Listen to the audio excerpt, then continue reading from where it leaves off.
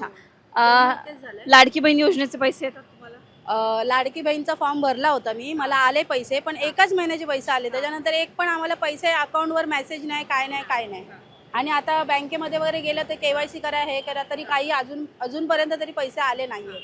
आणि हे लोक बोलले तेव्हा 1500 देणार, नंतर बोलला म्हणजे वाढवणार. काय याच्यामध्ये काय वाढले तर नाहीच, पण ते अकाउंटमधले बंदच झाले यायचे.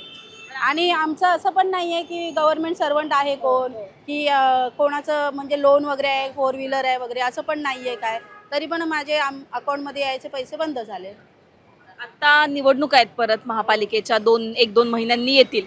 आता विधानसभेला तर लाडक्या बहिणींनी साथ दिली सरकारला. आता काय वाटतं या निवडणुकांमध्ये काय? तेव्हा लाडकी बहीण केलं आणि कसं तेव्हा बोलतात ना, एक प्रकारे लालच दिलं असंच वाटतं आता.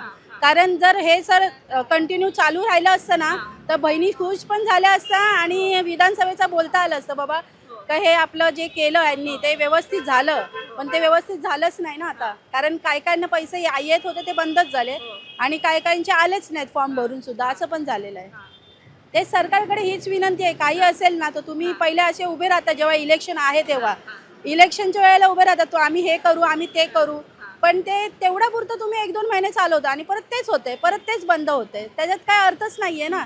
आणि लाडकी बहीण आता आमचं शिक्षण आहे, सगळं आहे. माझं ग्रॅज्युएशन वगैरे झालेलं आहे. तरी पण आज बायका म्हणजे शिकलेल्या महिलांना पण नोकऱ्या नाहीत व्यवस्थित.